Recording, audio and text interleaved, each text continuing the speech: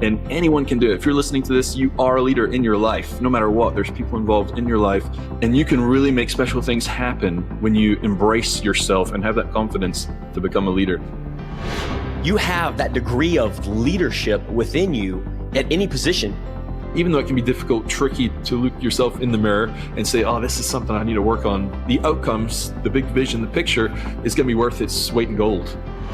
I'm encouraging you to focus on those one or two things, and then guess what? Everything else, the finances, the way you feel, your vitality, your bliss, the way you show up around people, leveling up, becoming the best version of yourself, all that will lift once I'm able to focus in and improve those one or two different areas. Start asking you questions, and that's a great indicator that you're leveling yourself up.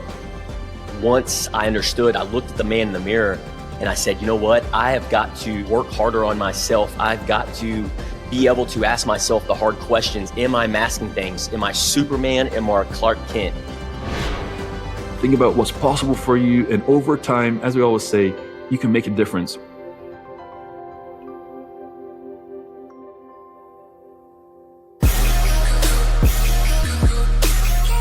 Me and Sean were talking about what episodes we wanted to come up with and how we wanted to do it, and something just keeps coming up here recently.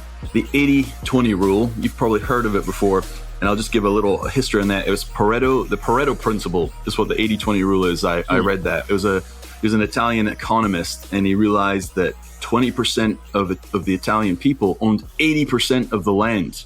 And he was like, oh, that's curious. So he looked into more kind of data on the 80-20 rule, and he realized it showed up everywhere. Like the wealth that was held, people's habits, like results came from 20% of the actions that they took created 80% of their results. And so now it's a famous rule. There's been many books written about it.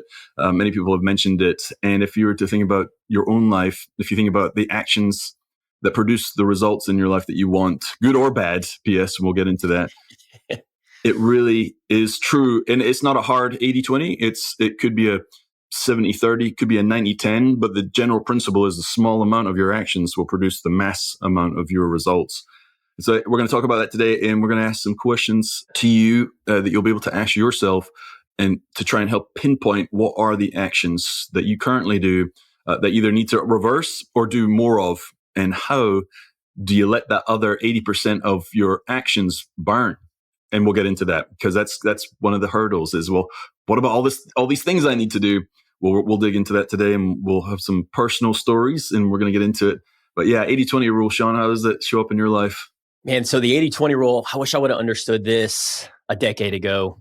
Because I remember when I had my Ford Fusion in my cul-de-sac, my first house, I was always taught to save every penny I could. And I did that by getting my own oil changed. And if you lived in my community, I was the guy in the cul-de-sac with the jack stands underneath a car, not knowing what I was doing, changing my own oil to save 10 to 15 bucks. I remember I came over a couple times, and you'd be in the driveway, and I'm like, oh, Sean's changing his oil. And I'm like, I would always think to myself, I don't know how to change my own oil. and I'd be like, it would take me forever. And I'd get super covered in oil, and I'd probably mess my engine up. So I'm just going to take it to someone. But I would always respected you for doing it. I'm always like, man, that's a skill set he has. And I didn't think about the 80-20 rule either, but I always remember you under there. I did. Yeah, it was definitely not a skill set that I had. It was just that mentality, because it's like we've talked about in other episodes, how a lot of what stimulates how we are today and the things that we do is because based on our childhood. And my dad always changed his oil, always mowed the grass, always cleaned the cars, always went and got the groceries. So just from that experience in my childhood, I did the same thing. And that's all I really knew. Nobody ever taught me the 80-20 rule. And so reflecting back, the whole point of the 80-20 rule is that I have learned in being a student of the game is, like, as you know, is focusing on the 20% activities, the priorities that's going to move that needle and produce that 80% results. It was mind blowing to me. And then once I understood that, I realized, like, oh, this is what I need to be spending my time, energy, and effort on doing on a daily basis. And then I just started creating what I call systems and processes throughout my day, throughout my life, to help me eliminate the distractions or the oil changes, the lawn care and stuff like that. But I'm curious with you, man, what are some things that you've eliminated based on the 80-20 rule that's allowed you to focus on those 20% activities in your own life? Man, I thought about this before we came on, just like what's the number one, what's the biggest 80-20 experience that I've had. And I remember when I first started in the selling medical equipment, and the first 3 years, I did okay. I did okay. I was still getting my feet under me. It's very technical.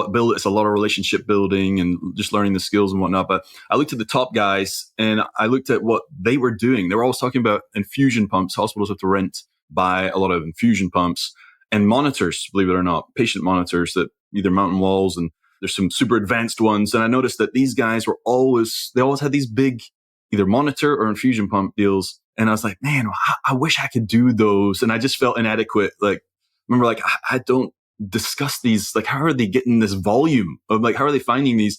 So I said to myself, I'm going to make it my mission to do large infusion pump deals. And so I just hammered down for about 18 months, and I picked my head up, and lo and behold, I was beating everybody in the infusion pump. In fact, I ended up breaking a company record for the overall revenue for monthly revenue. And I remember, and thinking back to that, I was like, I spent the vast majority of my time hunting those deals. And yeah, guess what? The other 80% that I left, it did kind of accumulate. There was always this sense of anxiety in the back of my mind, like, well, I'm not doing these other things. And I probably should be. I know they want me to, as far as an organization goes. And I was like, but you know what? I know if I do those things, I'm not going to do these things. Yes. And I know producing these results will resolve me of any issues that I've created for myself on the back end. And, you know, I'd either be delayed in following up with people that were insignificant, and especially requests. And maybe we could dig into this too. Like, a lot of people will ask things from you, and that's their agenda. And I've often thought about that. If someone's asking me to do something, it could feel very urgent, very important, but that's their agenda. If I accept and start focusing on that, well, then whose agenda am I not on anymore? My own. Exactly. Which means I'll never move the needle. I'll never get to where I want to go. So that's pretty much probably the biggest one as far as, you know, business was concerned, was just focusing on a few small things, having the same conversations, getting really good at figuring out how to solve those people's problems. And it worked. Absolutely worked. So nowadays with the distractions, right? And so it's like, I think about our cell phone and on us 24/7, and whether you look at it as a tool, that's all I look at it as a tool, right? As far as business, branding, and then on communicating with the team. And we use Slack, and that's pretty much all I use it for. And I know a lot of individuals, and I know you know as well, that like to go in there and they'll sit there and scroll for an hour, 2 hours, 3 hours. I've talked to coachees about this, and I'm like, you know, audit your time. I teach them, and we audit their time, and they go back and look and like, holy cow, I spent 3 hours on TikTok and then we dig into that. And the reason they spent 3 hours on TikTok is because they were stressed out and in anxiety. And so they didn't stare it down. Instead they went and swept underneath the rug to go to social media and to help solve that problem. But it was just a Band-Aid, as you know. Yeah. So, but I'm curious with you, because you're such a high achiever, man, you've done such big things at US Medical Equipment, and even at Level Up and Live, and your strategic approach and your ideation. And so there's those times where you have to have those time blocks, and you have to be able to spend that on your 20% that's going to drive that needle. And with what I just said, as far as your phone being a distraction, how are you able to eliminate that? Do you use any kind of tools, or is there anything that you do with your phone that allows you to be able to focus on those 20%? Yeah, I do have some hard rules. I haven't implemented this recently, but it's been a general rule here recently. And I actually spoke to my wife about it, that I'm getting back to a hard 12 p.m. You don't look at your cell phone until 12 p.m. It doesn't exist. 12 p.m. Yep. I don't look at it. And some mornings I do break that rule, but normally it's a strategic reason. I never scroll. I very rarely get on social media. I've been addicted to social media because I know why. I know how they do it. And so I'm very particular. If I'm on, I just have an internal clock. I won't spend more than 5 minutes looking at social media. And that's just, I've developed that skill. I guess that's a muscle I was talking to my wife about this last night. Actually, I was going to post and I didn't, because I didn't want to come across as preaching, but what we're looking for when we get into our phones, the phone will never give you what you're looking for. People go in search of, it will give me this feeling subconscious. They think they're going to get X when they go in there, and it never produces it. You know what I mean? That's why people end up going back to it, because when do you stop scrolling? That's what we're talking about. Like, so you're scrolling, let's say someone's scrolling for an hour and they're like, why did they get off? Because they've had enough.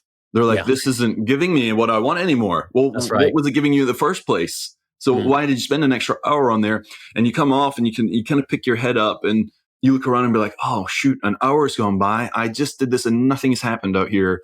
And whatever that feeling is, it's not a great feeling. yeah, It's never, oh man, I'm so glad I spent an hour on social media. I feel rejuvenated and fired up and ready to go. It's normally like, oh man, what do I need to do next? What was I thinking about? Or what's on my agenda? You have to kind of refocus. And then you just don't get that feeling. And as soon as you you kind of feel a little lost, a little off, not sure, like you said, stressed, guess what we do? We go right back to the phone, scroll yeah, for another hour. It never gives you what you're looking for. And I think I've always just internalized that whatever I need, whatever the urges are in my brain and my heart, my soul, it's not in the phone. It's not there. well, It will give me information, which is great. But I'm typically going to go do something with that information right away.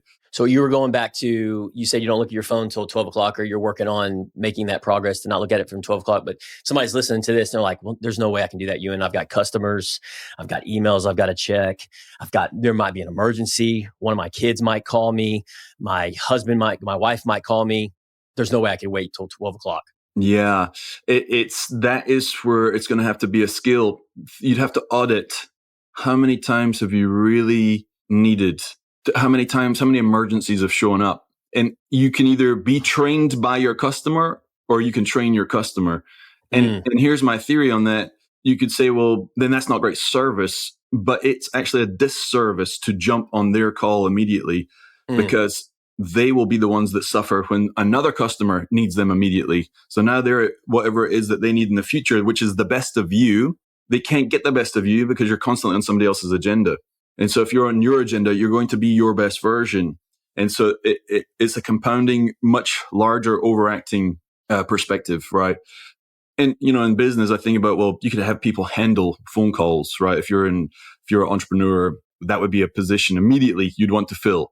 Because if it is customer emergencies and you do actually say, well, yeah, I do have emergencies, then you don't really have that option. So yeah, you'd have to manage that out. But for me, I can put that off, and then most people will know I'll get back to them after 12, after lunch. Yeah, because you've set, what I'm hearing you say is you've really set the standards. You've almost educated them. Yeah. And it's like you said, I've heard this before, and this is when I started implementing it.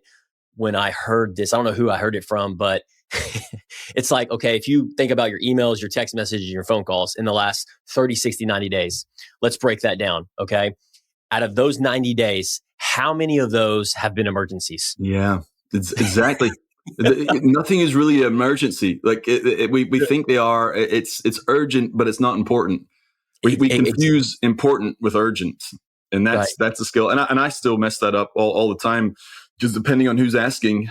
I might feel like, oh, I better look after this person, but then you're not going to end up being the best of yourself, and then they end up suffering because you're not the best version of yourself. You're a little more stressed out now, and then you're not going to be able to produce top results, which levels you up over time because you step into the person that you're becoming. You become more of what you are.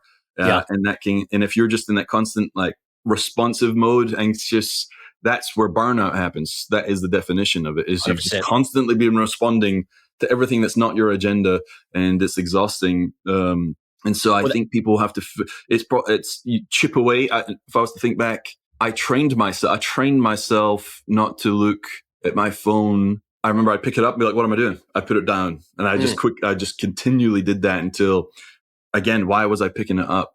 There was no reason behind it. It was just a response. And so you have to retrain yourself to get rid of that response. There are certain people I will answer. If I see a certain call and it aligns with my agenda, I'm answering it. Yeah, because that's going to help me get farther along. But if it's completely out of the blue, I'm going to put them on hold. Like they can wait. Yeah, when I hear you say that, as far as picking up the phone when somebody's calling you, when I'm thinking about somebody's listening to this, if it's aligned, like you said, with your agenda, or what those one or two priorities that you're focused on a daily basis that aligns with your goals and who the outcomes and who you're trying to become, then what you can do in your phone that I've learned is you can actually add that person when you have your phone on do not disturb, so you can't see your red notifications and you can't see other text messages and phone calls come through. I get a lot of like 1-800 numbers because my phone number, I've put it pretty much everywhere for the last 10 years. So I feel like all these solicitors have it. But one of the things I do is do not disturb. And so you can actually go in there and put the person and their number in your iPhone on cool. who can get through your do not disturb. So I only have like 3 people in there. You're one of them, my wife, and then my, one of the 2 other people that are on my leadership team at the company. And so if they're calling, I know it's an emergency. They know not to call, but so they have to get through to me. And then of course, 1 or 2 of my family members. But yeah, if you're listening to this, man, do not disturb has been the biggest game changer for me. And like you said, the Pareto Principle, where you do these, not only the 80-20 rule, and you're focused on that 20% of the activities, and you do that by those time blocks, and then eliminating that distraction, which is your phone, like we've talked about. And then if you're worried about the emergencies, cool, put those 3 people on your phone to get through and put it on the ringer. So that's the only thing that rings if there is an emergency. And then subconsciously you're at peace. Yeah, man, that's super good. I'm going to Google how to do that after, because that would be super beneficial. Because I'm aware, and even that's a distraction. Like we were talking about on Friday with the High Performance Habits by Bouchard, a distraction. You get distracted every 11 minutes, and it can take up to 23 minutes to get refocused back on what it was that you were previously doing. Wow! And so if that's happening every 11 minutes, you're talking about hours and hours of lost time.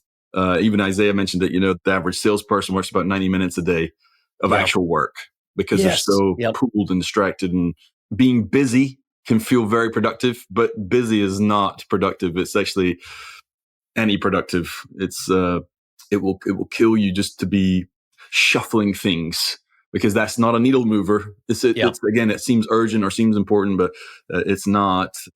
I'll say this: the last 3 to 6 months, I've been extremely overwhelmed because there's been an immense amount of expectations been put on.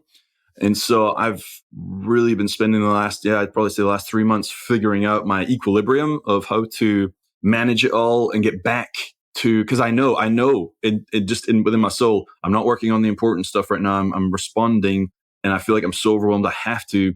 And what I've noticed is, as I'm getting back to my agenda, my priorities, I've noticed that all those urgency things kind of dissipate because I'm controlling it now. I'm getting ahead because I'm focused on what I'm doing, which allows me to then manage all the other stuff.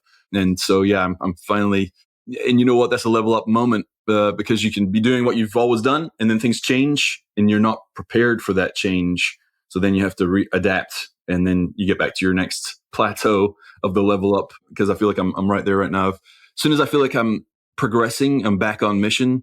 That's how I know I'm in the sweet spot. I'm on my agenda, and the 20% of my actions are going to produce 80% of my results. And it's such a great place to be, because you're making the moves, You feel alive, and that's where you feel fulfilled, because those activities that you're focused on are typically the priorities that you want to level up in, and that drive the needle. And we as human beings, I know you know this, we want that progress. You want to see the progress. You want to see the milestones. You want to see the improvements, whether that's competitions, whether that's business, your income, P&L, balance sheet, whatever, sales, whatever it may be. And so I think the 80-20 is just such a beautiful thing. And the flip side of that, what's the flip side of that? So we talked about the 20% activities and the 80% results. The flip side of that is, I think most people, and myself included, when I was the guy changing my oil in my Ford Fusion a little over 10 years ago, I was the guy that was putting 80% effort and then getting 20% results and wondering why I was spinning my wheels.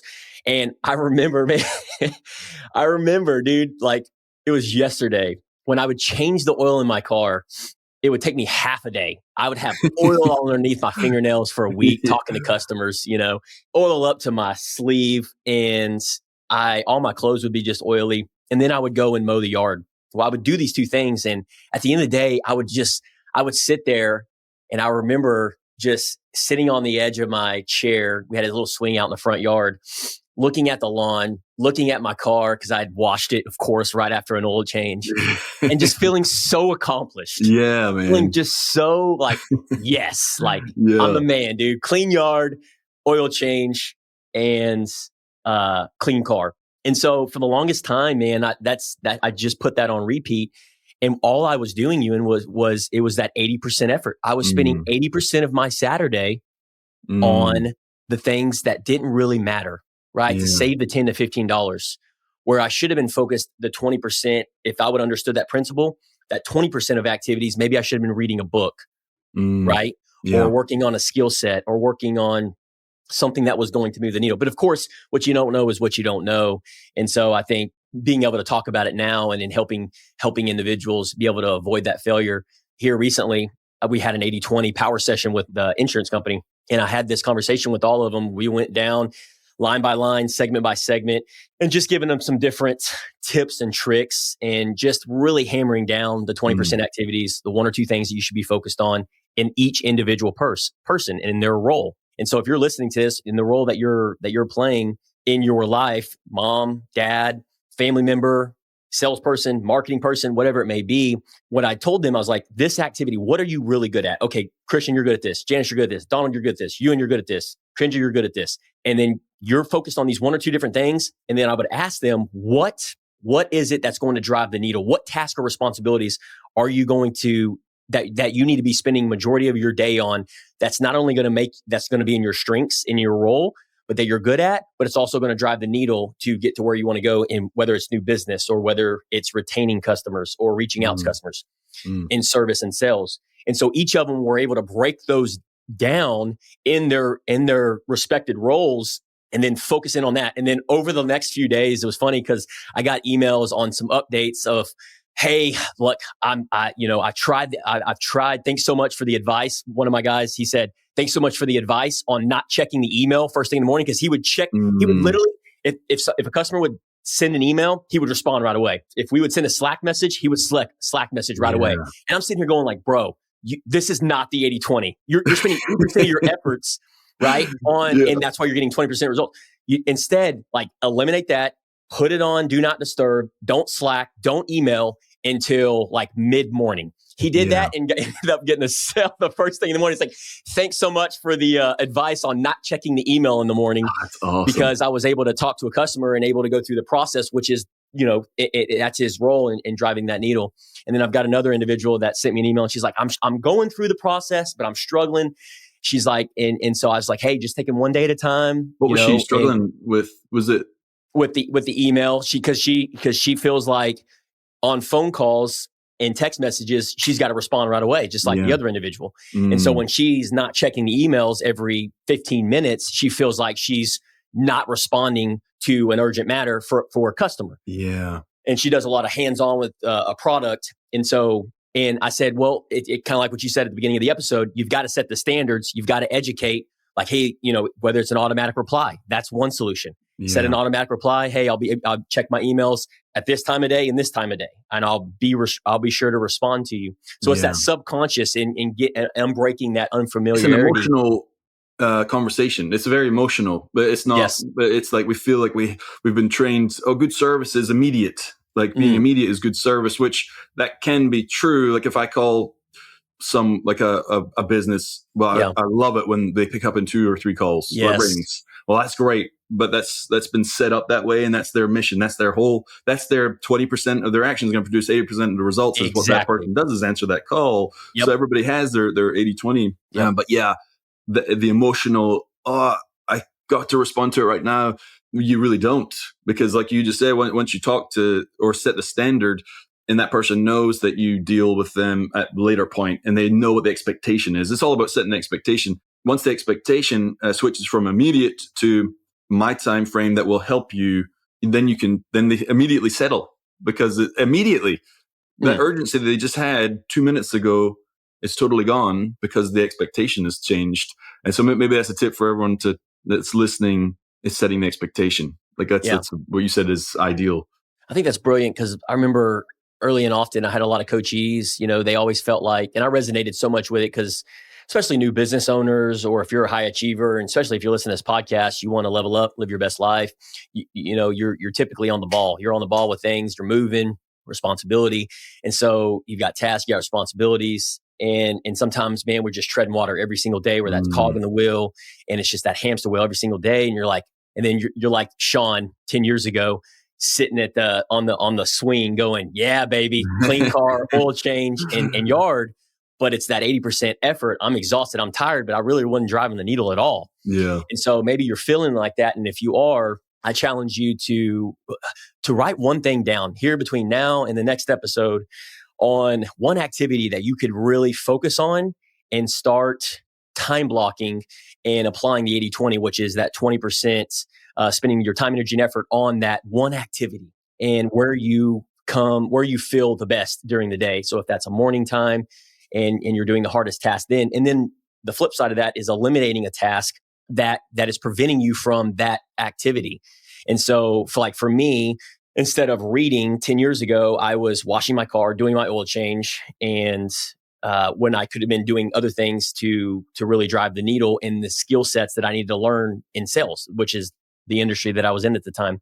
And so I'm curious with you, Ewan, what would be, so Christmas is coming up, Thanksgiving's coming up, people have got to shop, people have got to, they still got to get their lawn care done, their Christmas lights, like, oh my gosh, I got to get my Christmas lights done, oil changer coming up, like I got to get groceries for Thanksgiving. Like what has worked for you and your family to really eliminate some of these things that deplete your energy? Man, I get my wife to do it all, like that. Yeah, I mean, we each have our roles. I mean, and since my kids are now 9 and 11, as a family unit, things around the house, like, so you're here, the kitchen here recently had kept having the kids. They're getting older. They're playing soccer. They got a lot of school stuff going on. Yep. They're high level, like they have a lot of high level things going on in their lives, like with the school they go to, and so there's a lot of moving pieces. And the kitchen kept kind of getting messed up. Like it just wasn't as clean as it had been. And my wife is normally in charge of that. And I could tell she's getting frustrated. And I know how I operate. And so to help her out, I asked her to hey, let me be responsible for making sure everything is done. And I was going to leverage the kids having their positions. My wife's going to have her position. My whole thing is everything needs to be clear. If it's not clear, we all have our roles. Right. Yes. So my 20% of my actions was just observing. And then I had one section that I would take care of. And as long as that was clean, it meant all the other areas was clean. That was the mechanism. So for me, I guess if I was to break it down, if you have additional people in your life, if you have a family unit, you can do that. And I'm talking about like if you didn't want to spend money on a maid, right? Because we could go get a maid. We've done that and it didn't work for us. It just didn't. I don't know why. It really? Didn't. Because literally within 24 hours, the whole thing would be a wreck again. So I'm like, this is going to have to be a daily thing that we have to systematize, So, but yeah, on Christmas lights, that's something I would hire out. You'd really have to delegate what it is that's going to, the ROI, how much does it cost for someone else to do it versus what is my hourly rate to myself? Like what are you worth if you don't do that yourself? So that would be and a lot of that I've gotten from you too. I don't think I did hire a maid, and the first time we had him for like a year, and it was because you had one. So I was like, oh, we're gonna do that, and it was nice. It was nice cleaning baseboards and everything. So I would highly recommend that for people that it works with, depending on your schedule. But yeah, what else would you add in for you to handle all that? So some of the hacks that really have helped me out to apply this 80-20 and just because it all comes down to energy. It's like, where is your energy being spent? And for me, 10 years ago, it was on the car, cleaning the car and doing my lawn. And I remember telling you had asked me, this was several years ago. You're like, I was building a business and I was still mowing my yard. Mm-hmm. Right. And in the yard that I have, people were paying $35, $40, but it would take me 2 hours because I had to have it pristine. I had to have every leaf up and I had to have all the landscapes blown out. I had to have it looking good, but it would take me 4 hours. And then 30 minutes later, wind would come through and leaves would blow all over the freaking yard again. Yeah. So I realized, I was like, okay, I remember sharing that with you and I was like, well, what do you do? And you're like, well, I just hire a lawn person because, my return on investment, it doesn't make sense. I'm just going to pay somebody $30. And I didn't really understand it at the time. This was several years ago. So I just kept mowing my yard. And then finally one day, I think it just hit me after subconsciously talking about it with you. And that's another thing too, listening to this, if you need to talk about this stuff with people, right? And collaborate. Well, because you got the yard off of me, but I got the maid off of you. Like I wouldn't exactly. So it's just that spiral up. It's that spiral up. It's that level up. And it's that community of collaboration and just bouncing iron sharpens iron. And so once I heard that, I was like, all right, you know what? But I was like, well, what's holding me back from from hiring somebody, if I'm being completely transparent. And if you're listening to this, like, what's holding you back from having somebody get your groceries, do your Christmas lights, clean your house, mow your yard, do your oil change? And I'm willing to bet you it's going to be like, they don't do it like me. They don't do the yard like me. I don't know. I remember my dad telling me this on the oil change. I was like, Dad, why don't you go let people do your oil change, dude? You're literally saving $10, if that. But you're spending 4 hours doing your truck, and you're mad and you're cussing and all these other things. And he goes, this is what he told me, dude. I couldn't believe this. He's like, they don't let it drain long enough. They don't let the oil drain long enough. And I remember thinking deep down inside, I'm like, that could be true, but I'm like, my car's still going to run. It's still running. I've been doing it for the last 10 years, Yeah. So what are you listening to this? What are you telling yourself? For me, when Ewan told me about he paid somebody to do Jean, I'm like, in my mind, my childhood was we did our own lawn and we didn't hire somebody else to do that. So it was that blind spot. It was that limited mindset, that limited belief of getting somebody else to do it.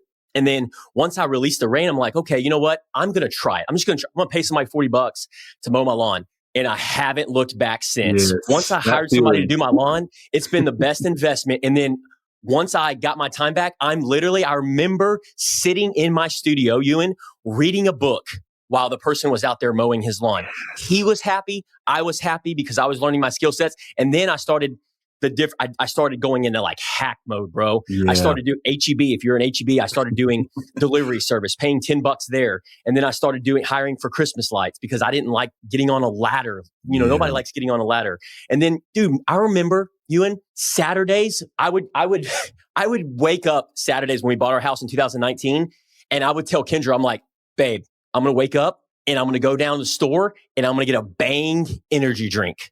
I'm going to get one of those energy drinks. I'm going to get you one too. And we're going to freaking hammer out and clean the house. We're going to drink this. We're going to hammer out for the next 4 hours and clean the house because it needs to be cleaned. You down? And I would be so excited about it. And she'd be like, okay. I remember I did this like week after week, bro. And then finally I was like, dude, I'm exhausted. By 11 o'clock, I'm exhausted. And then, of course, after that, as you know, you make poor food choices and we were eating like pizzas. Yes. I'm like, what am I doing with my life? And so I was like, you know what? I'm going to hire somebody to freaking, just like I did with the lawn, I'm going to hire somebody to clean the house and I'm going to pay him $70. And me and Kendra are actually going to go get to spend quality time together. Yes. Right? And then here's the key ingredient. Listen to me. One of the things that a mentor told me was 75% done on cleaning the house, cleaning the yard, washing my vehicle, doing the oil change is 100% awesome. Yes, 100%, man. It's so true. And man, when you were describing that, like never looking back after the yard, I remember backing out of my driveway one time and the those little weed things that grow real tall, real fast. Like it can look like your grass is okay one day, and you look the next, and you're like, it's a shambles. And so I remember backing out, and I remember the stress of backing out and be like, I've got to cut that this weekend. I have to, and I don't have time. I'm so busy with my career and business and fitness, and I can't fit it in. And it was giving me stress. And I think that was the moment I'm like, I'm hiring someone. I don't care what it costs. And I remember the feeling of it being done. The first time I backed up my driveway and it was done and I didn't have to do it. In my life, literally across the board, that one thing, my life got better. Like in all areas of life, because that huge source of anxiety that I saw every single day. The first thing I did as I left my house was that anxiety is how I kicked off my day. Yeah. Think about that, how that impact the dominoes.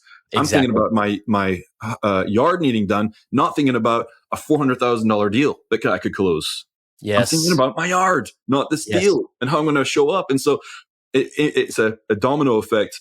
You remove those things out the way, and it's almost intangible, but you will start to notice the energy levels. Like you said, like you got this energy back. What are you going to do with the energy? And if you can continue that and domino it and then really compound it by putting something even more valuable in, man, it's a beautiful, like your life changes. 100%. It really does. You're removing anxiety and responsibilities of things that don't serve you very well. And you're doubling down with putting things that are even better, like time with your wife. Think about that quality time you get to spend. It's time you'll never get back, get back. And so it's fascinating that we're talking about this, because I'm pumped now. I'm like, where it's because it'll never go away. There's always more 80/20s. I'm thinking, okay, where's my more 80/20s? How can I dial in even more? And so, yeah, I was curious that first time you had the oil change, because I know how it was for you and your family growing up. Like, man, you do that yourself, that oil change. And I can't relate to that one because I never did it. But when you first had that oil change the first time, where you took it and you're sitting there, like, what was that? Do you remember? Was it weird? Like, oh, this doesn't feel right, or was it a genuine, like, immediate, like, oh, this is great, or like, how did it feel? Oh, funny question and great question. I remember it vividly. So I was like, all right, I made the decision. I'm going to try it out. I'm going to do it. I'm going to go get my oil change. And I remember pulling up, Ewan. And of course, granted, this is my first time ever having somebody do my oil change, rotate my tires, balance, or anything, because I'd always done it myself. So I pull up, I don't remember where I went. It's like a Jiffy Lube in Conroe. And when I pulled up, I was like, all right, well, what do I do now? And the guy walks out from Jiffy Lube and knocks on my window. I'm like, yes, sir. I'm here to get my oil change and possibly oil, air filter, whatever comes with it. And he goes, all right, well, get out of the vehicle, hand me the keys, and go sit inside. I'm like, wait a minute. I have to give you my keys? You're going to get my vehicle? He's like, yeah, I got to pull it in. And I remember, and this was my car. I paid like $4,500 for this, my car, and this is my baby. I just cleaned it up. I pulled it in, or they pulled it into the thing. Well, there's like 5 other people sitting in there. And he told me to go in there. I'm like, I'm not going in there. I'm watching the car. I want to make sure that the oil change getting done and you don't strip the bolt and you put the bolt back. Dude, I'm literally standing there. I'm the guy that's standing there watching him do his job because I wanted to make sure he drained it enough time. He gave it 10, 15 minutes. This is all going through my head because this is what my dad told me. You got to drain it for 30 minutes, son. You got to let it drain. Make sure you put the bolt back on. Make sure they check the tires. And I'm sitting here asking him all these questions. And I realize, I'm like, dude, I'm my dad right now. I'm my son. I'm my dad. What am I doing? What am I doing? And so immediately right then and there, I realized, I was like, dude, I have got to let these people do their job. Right. And I remember it pulling the piece from me. That's another thing you said it earlier. It's like, I remember pulling the piece, even though I had let this person do this job and change the oil change, but it pulled the piece for me in that moment. Well, once we got done, he gave me the keys. I paid for it. I remember driving off and going, dude, that was an interesting experience because not only did it pull my piece but somebody else just did that job and I don't have oil underneath my fingers now. And I paid, maybe $10 more, but I got my time back and I was able to, at that point, it was, I was able to maybe make a phone call to Kendra or something, you know what I mean? Something very easy, but it freed up my time. And so ever since then, I have just been stacking that. I'm like, because all it is buy back your time. You're just buying back your time. Yes. And now it's just, it's the best feeling in the world. It's like, I agree with you. It's like, where can I buy back my time, apply the 80/20 rule? And you listening to this, we challenge you today. It's like, where can you, 20% of your efforts, your activities on a daily basis, where can you apply that? And then that's going to yield your 80% results that brings the most fulfillment to you and moves that needle in your life. And then eliminate or delegate, or like what we're talking about, maybe it's getting your oil changed or having your yard done or getting HEB to deliver your service or having somebody do your Christmas lights. Just do one thing and then apply that same principle. And just, to me, that's how you get to a place where a life by design on what it is that you want to do and to get to where you want to go. Yeah. And we didn't even dig into 80/20 on food. Oh man, dude, we could do like multiple series. Kendra actually mentioned it the other day. She's like, you guys should do series on different 80/20s for food in different areas. That's a great idea. We should do that, man. Yeah, because to jump into food now would be we could spend a whole hour on that because an exercise. I was going to ask you, man, if you could do 20% of your actions that produced 80% of your fitness results, what would those be? So we'll save those for future episodes for sure. Sounds good. And if you're listening to this, and if that is something that you would like us to do, a series of the 80/20 rule in the different areas of life that has worked for us, then let us know. Shoot us a DM, direct message. And also, make sure to share this with another friend that could use the 80-20 rule and that maybe not applying it in their life, because that's what we have found is a lot of individuals are not aware, or if they are aware, they're not applying it. It makes all the difference in the world. So we appreciate if you have an 80-20, if you have an 80-20 we hadn't mentioned today, we would love to know about it. Oh, yeah. Well, I mean, I'm always looking because, there's things that we might not know about that you can put on our radar, because I'll add it. Yeah, so true. So with that being said, outside of that, thanks again for listening today. Share it with a friend. Make sure you subscribe. Leave us a review on what you liked about the show. Level up and live. Level up and live.